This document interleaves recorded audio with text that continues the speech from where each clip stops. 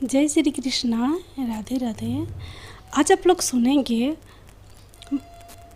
पूर्णिमा पर सुने जाने वाले सत्यनारायण भगवान की कथा। एक समय की बात है, नैषिरण्य तीर्थ में शौनक आदि 88,000 ऋषियों ने श्री सुत जी से पूछा, हे प्रभु, इस कलयुग में वेद विद्या रहित मनुष्यों को प्रभु भक्ति किस प्रकार मिल सकती है तथा उनका उद्धार कैसे होगा। हे मुनि श्रेष्ठ, कोई ऐसा तप बताइए जिसमें थोड़े समय में ही पुण्य मिले और मनवांछित फल भी मिल जाए। इस प्रकार की कथा सुनाने की हम इच्छा रखते हैं। सर्वशास्त्रों के ज्ञाता सुत जी बोले, हे वैष्णव, मैं पूज्य आप सभी प्राणियों के हित की बात पूछी है, इसलिए मैं एक ऐसे श्रेष्ठ व्रत को आप लोगों को बताऊंगा जिसे नारद जी ने लक्ष्मी नारायण जी से पूछा था और लक्ष्मीपति ने मुनि श्रेष्ठ नारद जी से कहा था। आप सब इसे ध्यान से सुनिए। एक समय की बात है, योगी राज नारद जी दूसरों के हित की इच्छा के लिए अनेकों लोकों में घूमते हुए मृत्यु लोक में आ पहुँचे। यहाँ उन्होंने अनेक योनियों में जन्मे प्रायः सभी मनुष्यों को अपने कर्मों द्वारा अनेकों दुखों से पीड़ित देखा। उनका दुख देख नारद जी सोचने लगे कि कैसा यत्न किया जाए जिसके करने से निश्चित रूप से मानव के दुखों का अंत हो जाए। इसी विचार पर मनन करते हुए वह विष्णु लोक में गए। वहाँ वह देवों के ईश्वर भगवान नारायण की स्तुति करने लगे, जिनके हाथों में शंख, चक्र, गदा और पग थे, गले में वरमाला पहने हुए थे। स्तुति करते हुए नारद जी बोले, हे भगवान, आप अत्यंत शक्ति से संपन्न हैं। मन तथा वाणी भी आपको नहीं पा सकती है। आपका आदि मध्य तथा अंत नहीं है। निर्गुण स्वरूप सृष्टि के कारण भक्तों के दुख को दूर करने वाले आपको मेरा नमस्कार है। नारद जी की स्तुति सुन विष्णु भगवान बोले, हे मुनि श्रेष्ठ, आपके मन में क्या बात है? आप किस काम के लिए पधारे हैं, उसे निसंकोच कहो। इस पर नारद मुनि बोले कि मृत्यु लोक में अनेक योनियों में जन्मे मनुष्य अपने कर्मों के द्वारा अनेकों दुख से दुखी हो रहे हैं। हे नाथ, आप मुझ पर दया रखते हैं तो बताइए कि वो मनुष्य थोड़े प्रयास से ही अपने दुखों से कैसे छुटकारा पा सकते हैं। श्री हरि बोले, हे नारद, मनुष्यों की भलाई के लिए तुमने बहुत अच्छी बात पूछी है, जिसके करने से मनुष्य मोह से छूट जाता है। यह बात मैं कहता हूँ, उसे सुनो। स्वर्ग लोक व मृत्यु लोक दोनों में एक दुर्लभ उत्तम व्रत है जो पुण्य देने वाला है। आज प्रेमवश होकर मैं उसे तुमसे कहता हूँ। श्री सत्यनारायण भगवान का यह व्रत अच्छी तरह विधान पूर्वक करके मनुष्य तुरंत ही यहाँ सुख भोग कर मरने पर मोक्ष पाता है। श्री हरि के वचन सुन नारद जी बोले कि उस व्रत का फल क्या है और उसका विधान क्या है। यह व्रत किसने किया था? इस व्रत को किस दिन करना चाहिए? सभी कुछ विस्तार से बताएं। नारद की बात सुनकर श्री हरि बोले, दुख व शोक को दूर करने वाला यह व्रत सभी स्थानों पर विजय दिलाने वाला है। मानव को भक्ति व श्रद्धा के साथ शाम को श्री सत्यनारायण की पूजा धर्म परायण होकर ब्राह्मणों व बंधुओं के साथ करनी चाहिए। भक्ति भाव से ही नैवेद्य, केले का फल, घी, दूध और गेहूं का आटा सवाया ले। गेहूं के स्थान पर साठी का आटा, शक्कर तथा गुड़ लेकर वह सभी भक्षण योग्य पदार्थ को मिलाकर भगवान का भोग लगाए। ब्राह्मणों सहित बंधु बांधवों को भी भोजन कराए। उसके बाद स्वयं भोजन करे। भजन कीर्तन के साथ भगवान की भक्ति में लीन हो जाए। इस तरह से सत्यनारायण भगवान का यह व्रत करने पर मनुष्य की सारी इच्छाएं निश्चित रूप से पूरी होती है। इस कली काल अर्थात कलयुग में मृत्यु लोक में मोक्ष का यही एक सरल उपाय बताया गया है।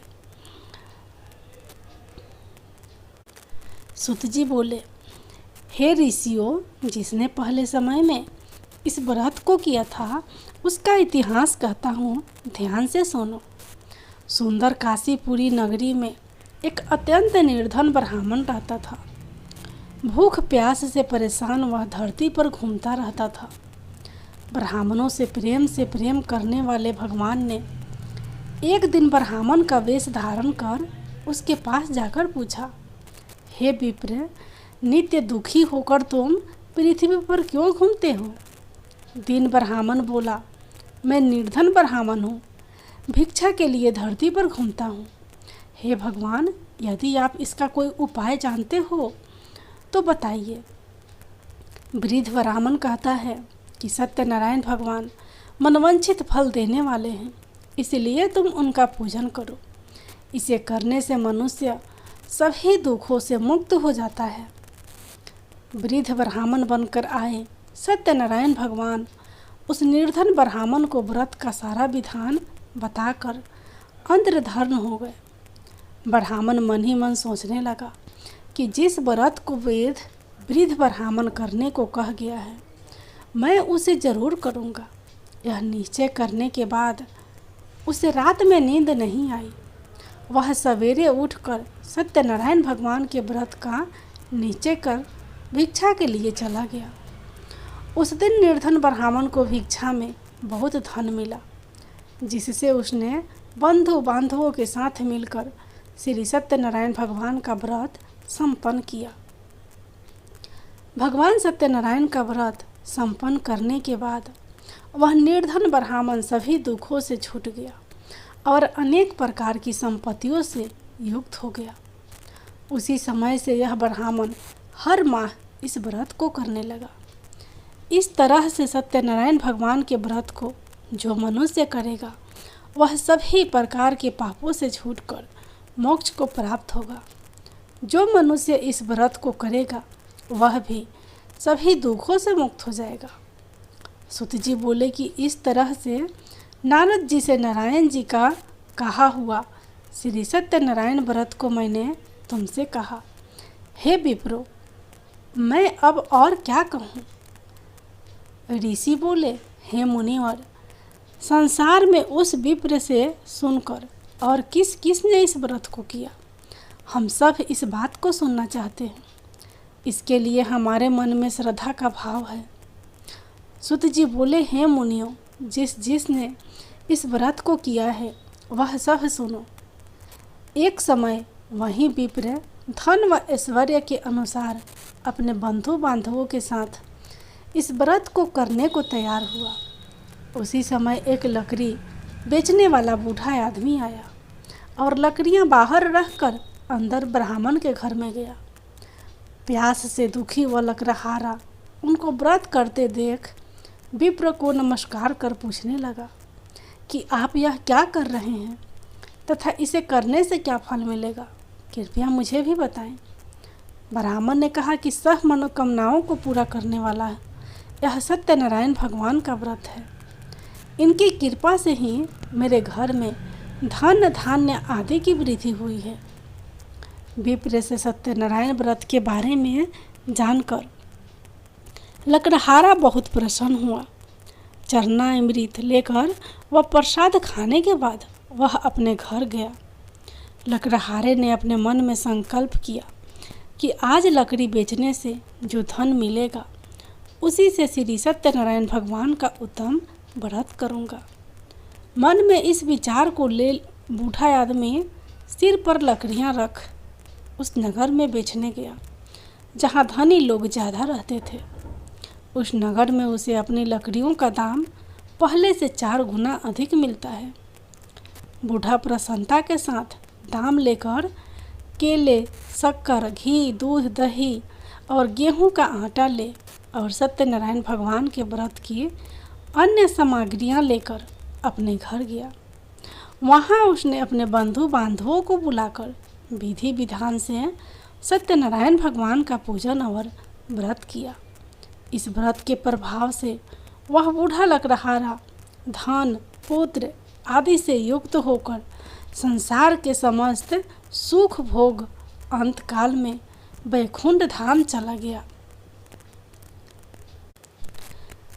श्री सुत जी बोले, हे श्रेष्ठ मुनियों, अब आगे की कथा कहता हूँ। पहले समय में उल्कामुख नाम का एक बुद्धिमान राजा था। वह सत्यवक्ता और जितेंद्रिय था। प्रतिदिन देव स्थानों पर जाता और निर्धनों को धन देकर उनके कष्ट दूर करता था। उसकी पत्नी कमल के समान मुख वाली तथा सती साध्वी थी। भद्रशिला नदी के तट पर उन दोनों ने श्री सत्यनारायण भगवान का व्रत किया।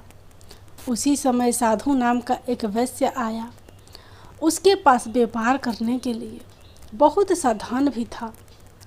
राजा को व्रत करते देखकर वह विनय के साथ पूछने लगा, हे राजन, भक्ति भाव से पूर्ण होकर आप यह क्या कर रहे हो?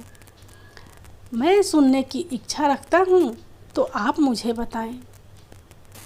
राजा बोला, हे साधु, अपने बंधु बांधवों के साथ पुत्र आदि की प्राप्ति के लिए एक महाशक्तिमान श्री सत्यनारायण भगवान का व्रत व पूजन कर रहा हूँ। राजा के वचन सुन साधु आदर से बोला, हे राजन, मुझे इस व्रत का सारा विधान कहिए। आपके कथा अनुसार मैं भी इस व्रत को करूँगा। मेरी भी संतान नहीं है और इस व्रत को करने से निश्चित रूप से मुझे संतान की प्राप्ति होगी। राजा से व्रत का सारा विधान सुन व्यापार से निवृत्त हो वह अपने घर गया। साधु वैश्य ने अपनी पत्नी को संतान देने वाले इस व्रत का वर्णन कह सुनाया और कहा कि जब मेरी संतान होगी तब मैं इस व्रत को करूँगा। साधु ने इस तरह के वचन अपनी पत्नी लीलावती से कहा।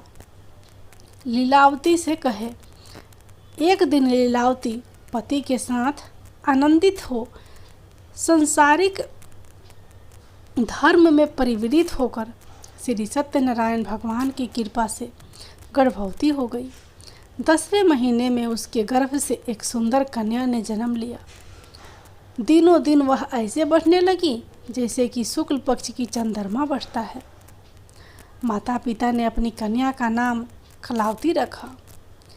एक दिन लीलावती ने मीठे शब्दों में अपने पति को याद दिलाया कि आपने सत्यनारायण भगवान के जिस व्रत को करने का संकल्प किया था उसे करने का समय आ गया है।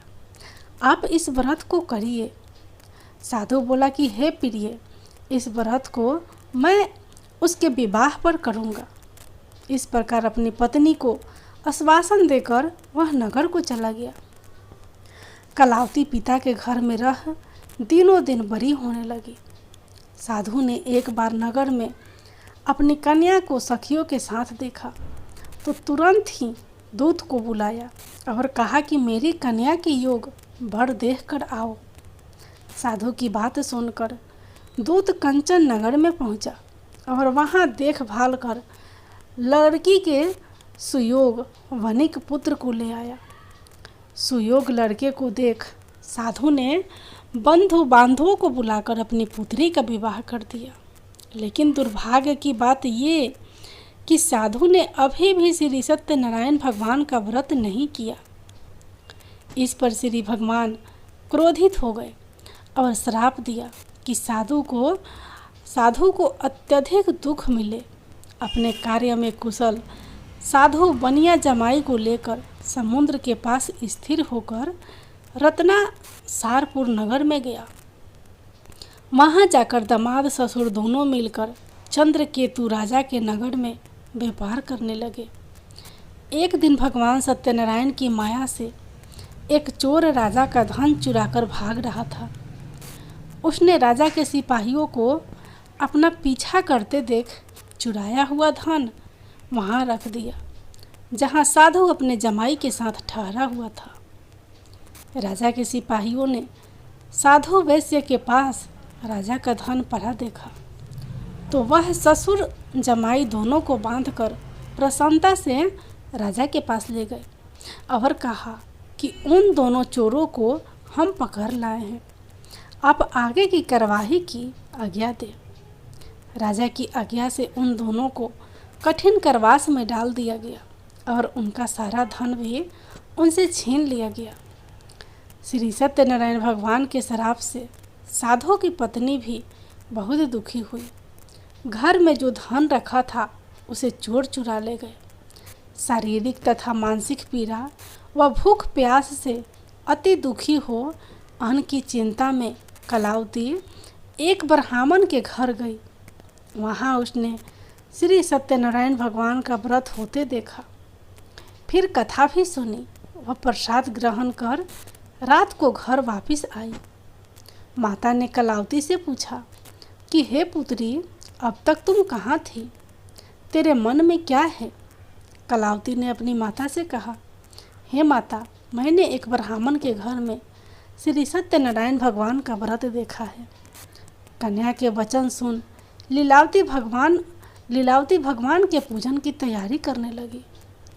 लीलावती ने परिवार व बंधुओं सहित सत्यनारायण भगवान का पूजन किया और उनसे वर मांगा कि मेरे पति तथा जमाई शीघ्र घर आ जाए। साथ ही यह भी प्रार्थना की कि हम सब का अपराध क्षमा करें।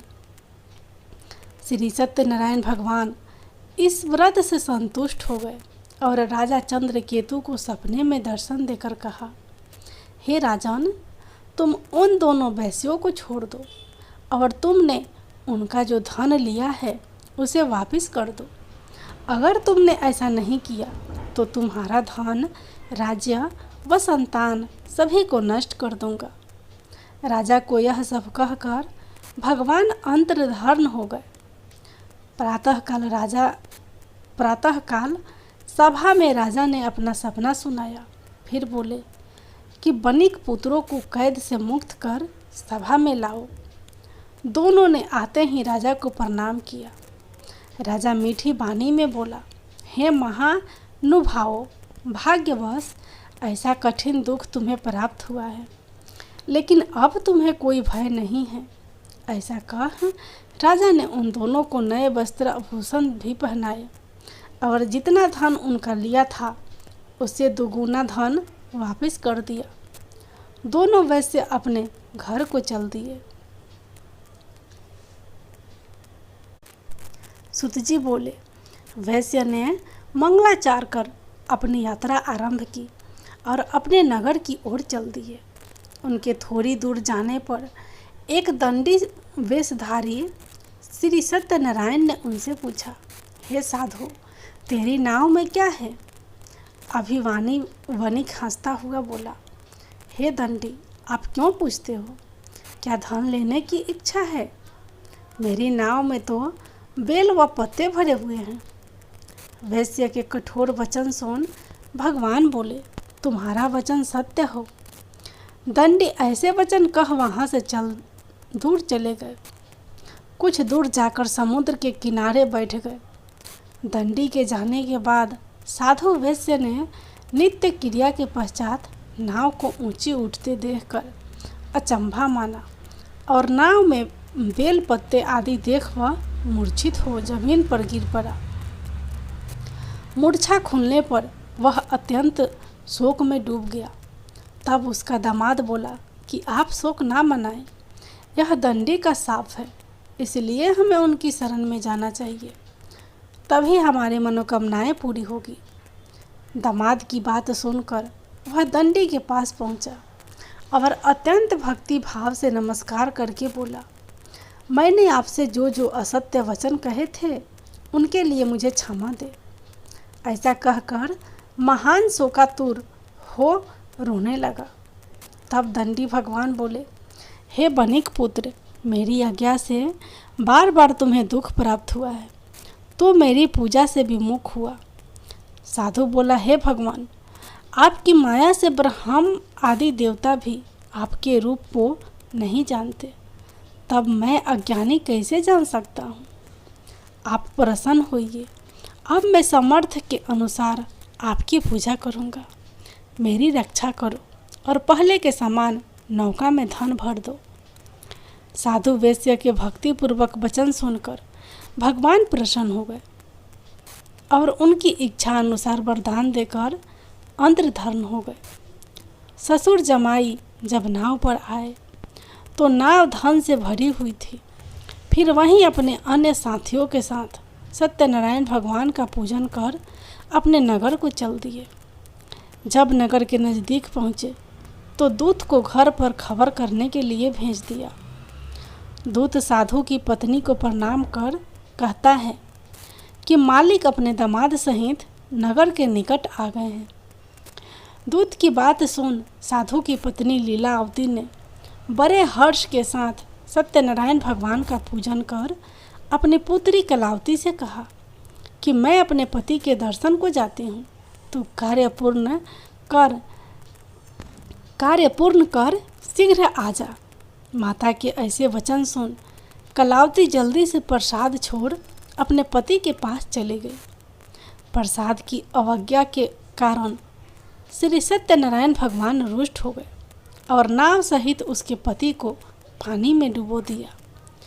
कलावती अपने पति को वहां न पाकर रोती हुई जमीन पर गिर गई। नौका को डूबा हुआ देख वह कन्या को रोता देख साधु दुखी होकर बोला कि हे प्रभु, मुझसे तथा मेरे परिवार से जो भूल हुई है उसे क्षमा करे। साधु के दीन वचन सुनकर श्री सत्यनारायण भगवान प्रसन्न हो गए और आकाशवाणी हुई, हे साधु, तेरी कन्या मेरे प्रसाद को छोड़कर आई है, इसलिए उसका पति अदृश्य हो गया है। यदि वह घर जाकर प्रसाद खाकर लौटती है तो इसे इसका पति अवश्य मिलेगा। ऐसी आकाशवाणी सुनकर कलावती घर पहुंचकर प्रसाद ग्रहण करती है और फिर आकर अपने पति के दर्शन करती है। उसके बाद साधु अपने बंधु बांधवों सहित श्री सत्यनारायण भगवान का विधि विधान से पूजन करता है तथा इस लोक में सुख भोग वह अत्यंत में स्वर्ग को जाता है। श्री सुत जी बोले, हे ऋषियों, मैं और भी एक कथा सुनाता हूँ, उसे भी ध्यान पूर्वक सुनो। प्रजा पालन में लीन तुगध्वज नाम का एक राजा था। उसने भी भगवान का प्रसाद त्याग कर बहुत ही दुख सहन किया। एक बार वन में जाकर वन्य पशुओं को मारकर वह बर के पेड़ के नीचे आया। वहाँ उसने ग्वालों को भक्ति भाव से अपने बंधु सहित सत्यनारायण भगवान का पूजन करते देखा। अभिमान वश राजा ने उन्हें देखकर भी पूजा स्थान में नहीं गया और ना ही उसने भगवान को नमस्कार किया। ग्वालों ने राजा को प्रसाद दिया, लेकिन उसने वह प्रसाद नहीं खाया और प्रसाद को वहीं छोड़ वह अपने नगर को चला गया। जब वह नगर में पहुंचा तो वहाँ सब कुछ तहस नहस हुआ पाया तो वह शीघ्र ही समझ गया कि यह सब भगवान ने ही किया है। वह दोबारा ग्वालों के पास पहुंचा और विधि पूर्वक पूजा करके प्रसाद खाया तो श्री सत्यनारायण भगवान की कृपा से सब कुछ पहले जैसा हो गया। दीर्घ काल तक सुख भोगने के बाद मरणोपरांत उसे स्वर्ग लोक की प्राप्ति हुई। जो मनुष्य परम दुर्लभ इस व्रत को करेगा तो भगवान सत्यनारायण की अनुकंपा से उसे धन धान की प्राप्ति होगी। निर्धन धनी हो जाता है और भय मुक्त हो जीवन जीता है। संतानहीन मनुष्य को संतान सुख मिलता है और सारे मनोरथ पूर्ण होने पर मानव अंतकाल में वैकुंठ धाम को जाता है।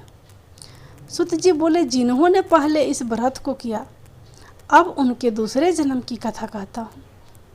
वृद्ध सतानंद ब्राह्मण ने सुदामा का जन्म लेकर मोक्ष की प्राप्ति की।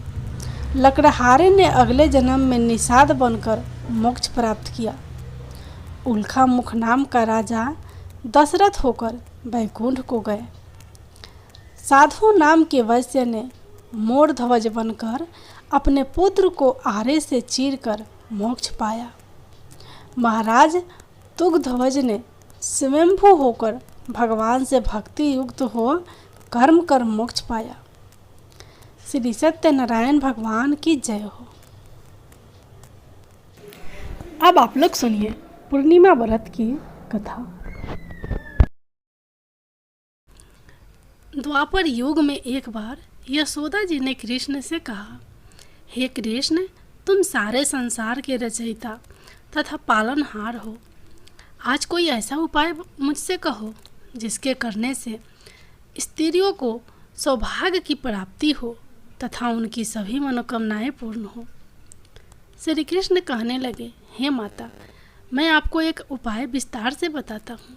सौभाग्य की प्राप्ति के लिए स्त्रियों को 32 पूर्णमासियों का व्रत करना चाहिए। श्री कृष्ण जी आगे कहने लगे कि इस धरती पर एक राजा चंद्रहास की अनेक प्रकार के रत्नों से परिपूर्ण कातिका नाम की नगरी थी।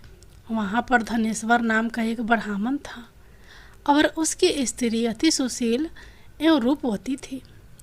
दोनों ही उस नगरी में बड़े प्रेम के साथ रहते थे।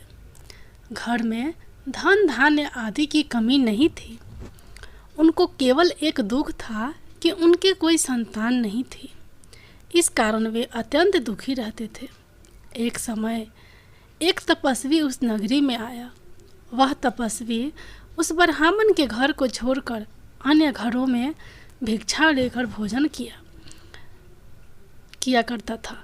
एक दिन हमेशा की तरह तपस्वी भिक्षा उनको प्रेम पूर्वक खा रहा था कि धनेश्वर ने योगी का यह सब कार्य देख लिया। धनेश्वर योगी से बोला, महात्मन, आप सब घरों से भिक्षा लेते हैं परंतु मेरे घर की भिक्षा कभी नहीं लेते। इसका कारण क्या है? योगी ने कहा कि निसंतान के घर की भीख पतितों के अन्न के तुल्य होती है और जो पतितों का अन्न खाता है वह भी पतित हो जाता है। चूँकि तुम निसंतान हो अतः पतित हो जाने के भय से मैं तुम्हारे घर की भिक्षा नहीं लेता हूँ। धनेश्वर यह बात सुनकर अपने मन में बहुत दुखी हुआ और हाथ जोड़कर योगी के पैरों पर गिर पड़ा तथा कहने लगा, हे महाराज, यदि ऐसा है तो आप मुझको पुत्र प्राप्ति का उपाय बताइए। आप सर्वज्ञ हैं, मुझ पर अवश्य ही कृपा कीजिए। मैं पुत्र ना होने के कारण अत्यंत दुखी हूँ। आप मेरे इस दुख का हरण करें। आप समर्थवान हैं। यह सुनकर योगी कहने लगे, हे ब्राह्मण, तुम चंडी की आराधना करो। घर आकर उसने अपनी स्त्री से सह वृत्तांत कहा और स्वयं तप के निमित्त वन में चला गया। वन में जाकर उसने चंडी की उपासना की और उपवास किया। चंडी ने 16वें दिन उसको सपने में दर्शन दिया और कहा, हे धनेश्वर, जा, तेरे पुत्र होगा, परंतु यह 16 वर्ष की आयु में ही मृत्यु को प्राप्त हो जाएगा। यदि तुम दोनों स्त्री पुरुष 32 पूर्णमासियों का व्रत विधि पूर्वक करोगे तो वह दीर्घ आयु होगा। प्रातःकाल होने पर इस स्थान के समीप ही तुम्हें एक आम का वृक्ष दिखाई देगा। उस पर चढ़कर एक फल तोड़कर शीघ्र अपने घर चले जाना। अपनी स्त्री को खिला देना। ऋतु स्नान के पश्चात वह स्वच्छ होकर श्री शंकर जी का ध्यान करके उस फल को खा लेगी। तब शंकर भगवान की कृपा से उसको गर्भ हो जाएगा। जब वह ब्राह्मण प्रातःकाल उठा तो उसने उस स्थान के पास ही एक आम का वृक्ष देखा जिस पर एक अत्यंत सुंदर आम का फल लगा हुआ था। धनेश्वर वृक्ष पर चढ़ गया और उसने एक अति सुंदर आम का फल देखा। ब्राह्मण ने जल्दी से उस फल को तोड़कर अपनी स्त्री को ला कर दिया और उसकी स्त्री ने अपने पति के कथा अनुसार उस फल को खा लिया और वह गर्भवती हो गई। देवी जी की असीम कृपा से उसे एक अत्यंत सुंदर पुत्र उत्पन्न हुआ जिसका नाम उन्होंने देवी दास रखा। माता पिता के हर्ष के साथ वह बालक बढ़ने लगा। भवानी की कृपा से वह बालक बहुत ही सुंदर, सुशील और पढ़ने में बहुत ही निपुण हो गया। दुर्गा जी की आज्ञा अनुसार उसकी माता ने 32 पूर्णिमासी का व्रत रखना शुरू कर दिया, जिससे उसका पुत्र बड़ी आयु वाला हो जाए। 16वां वर्ष लगते ही देवीदास के माता पिता को चिंता हुई कि कहीं उनके पुत्र को इस वर्ष मृत्यु ना हो जाए। इसलिए उन्होंने अपने मन में विचार किया कि यदि यह दुर्घटना उनके सामने हो गई तो वे कैसे सहन कर सकेंगे। इसलिए उन्होंने देवीदास के मामा को बुलाया और कहा कि हमारी इच्छा है कि देवीदास 1 वर्ष तक काशी में जाकर विद्या अध्ययन करे, इसलिए साथ में तुम चले जाओ और 1 वर्ष के पश्चात इसको वापस लौटा लाना। सब प्रबंध करके उसके माता पिता ने काशी जाने के लिए देवीदास को एक घोड़े पर बिठाकर उसके मामा को उसके साथ भेज दिया। धनेश्वर ने सपत्नी अपने पुत्र की मंगल कामना तथा दीर्घायु के लिए भगवती दुर्गा की आराधना और पूर्णमासियों का व्रत करना शुरू कर दिया। इस प्रकार बराबर 32 पूर्णिमासी का व्रत पूरा किया।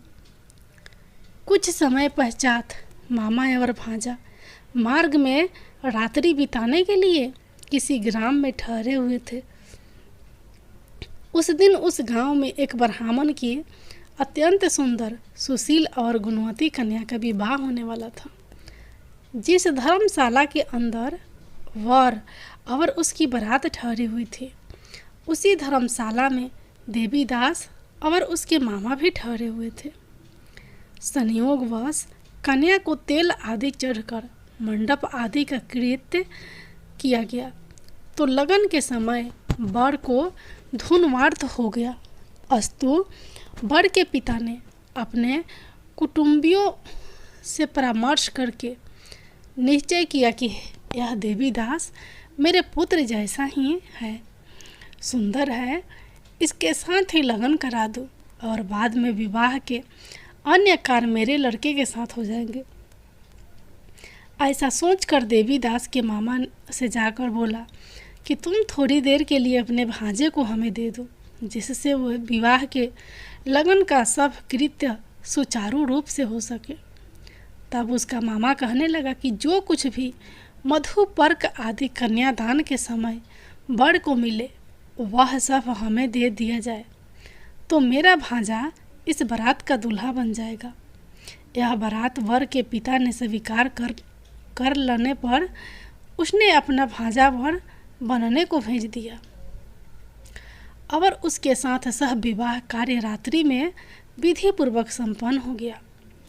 पत्नी के साथ वह भोजन न कर सका और अपने मन में सोचने लगा कि न जाने यह कैसी स्त्री होगी। वह एकांत में इसी सोच में पड़ गया तथा उसकी आंखों में आंसू भी आ गए। तब वधू ने पूछा कि क्या बात है, आप इतने दुखी क्यों हो रहे हैं। तब उसने सब बातें जो वर के पिता व उसके मामा में हुई थी उसको बतला दिए। तब कन्या कहने लगी कि यह ब्राह्मण विवाह के विपरीत हो कैसे सकता है। देव ब्राह्मण और अग्नि के सामने मैंने आपको ही अपना पति बनाया है, इसलिए आप ही मेरे पति हैं। मैं आपकी ही पत्नी रहूंगी, किसी अन्य की कदापि नहीं। तब देवीदास ने कहा, ऐसा मत करिए, क्योंकि मेरी आयु बहुत थोड़ी है। मेरे पश्चात आपकी क्या गति होगी। इन बातों को अच्छी तरह विचार लो। परंतु वह दृढ़ विचार वाली थी। बोली कि जो आपकी गति होगी वहीं मेरी गति होगी। हे स्वामी, आप उठिए और भोजन करिए, आप निश्चय ही भूखे होंगे। इसके बाद देवीदास और उसकी पत्नी दोनों ने भोजन किया तथा शेष रात्रि में सोते रहे।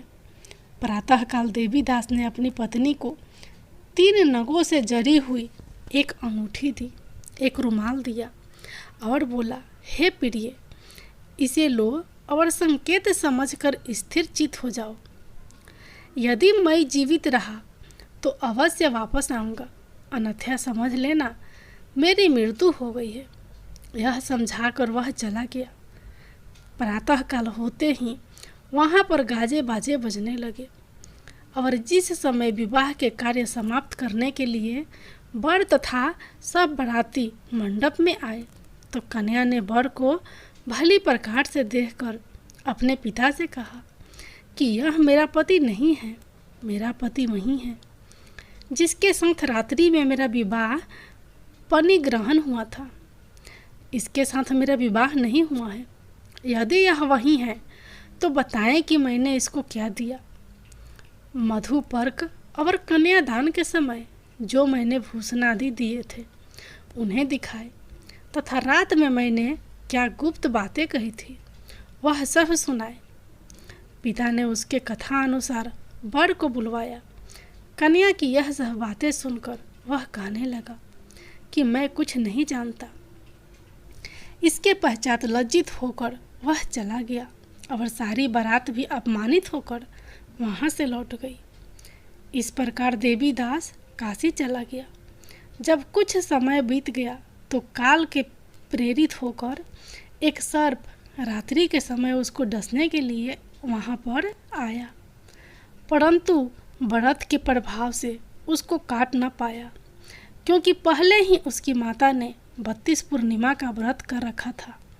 इसके बाद मध्याह्न के समय स्वयं काल वहाँ पर आया और उसके शरीर से उसके प्राणों को निकालने का प्रयत्न करने लगा, जिससे वह मूर्छित होकर पृथ्वी पर गिर पड़ा। भगवान की कृपा से उसी समय पार्वती जी के साथ श्री शंकर जी वहाँ पर आ गए। उसको मूर्छित दशा में देखकर पार्वती जी ने भगवान शंकर से प्रार्थना की कि हे महाराज, इस बालक की माता ने पहले 32 पूर्णिमा का व्रत किया था, जिसके प्रभाव से इसका मृत्यु दोष कट गया। भवानी के कहने पर भक्त वत्सल भगवान शिव जी ने उसको प्राण दान दे दिया।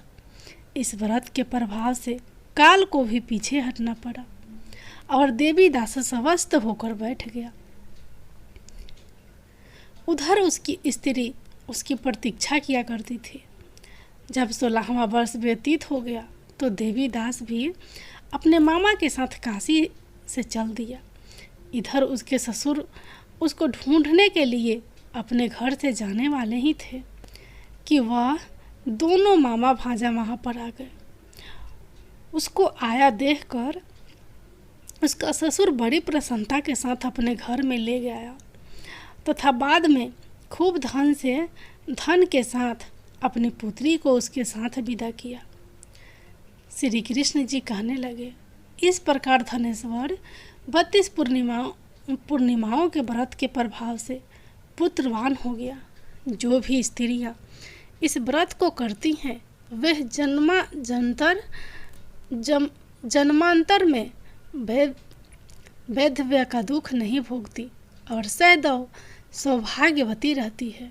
यह मेरा वचन है, इसमें कोई संदेह नहीं। यह व्रत प्रुत पत्रों को देने वाला तथा संपूर्ण मनोकामनाओं को पूर्ण करने वाला है। 32 पूर्णिमाओं के व्रत करने से व्रती की सभी इच्छाएं भगवान शिव जी की कृपा से पूर्ण हो जाती है। जय भोलेनाथ, जय माता पार्वती।